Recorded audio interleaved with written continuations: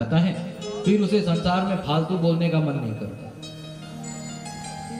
जहां कहीं भी बैठता है भगवान की ही कथा करता है, भगवान की ही चर्चा करता है, भगवान की ही बातें करता है। तो हमें एकमात्र भगवान के पास जाकर के भगवान की भक्ति का ही धन मांगना चाहिए। प्रेम से बोलिए श्री भागवत महापुराण की।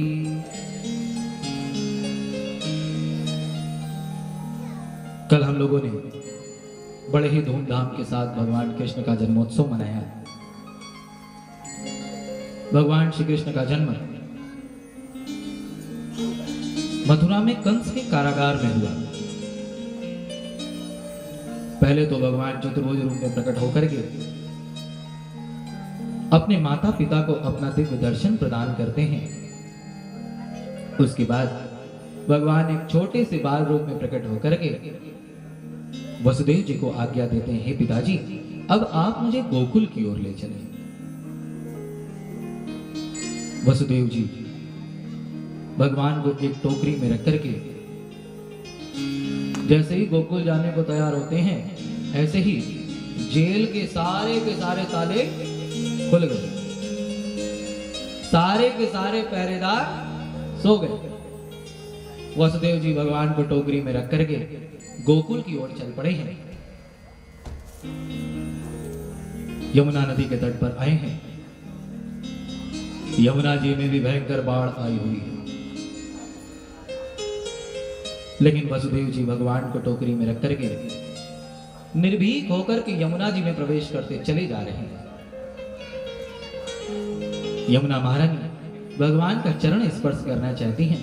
भगवान ने टोकरी से जैसे ही चरण को नीचे लटकाया, यमुना महारानी ने जैसे ही भगवान का चरण स्पर्श किया है, वैसे ही यमुना महारानी शमशांत हो गई हैं। वसुदेव जी भगवान को टोकरी में लेकर के गोकुल पहुंचे हैं।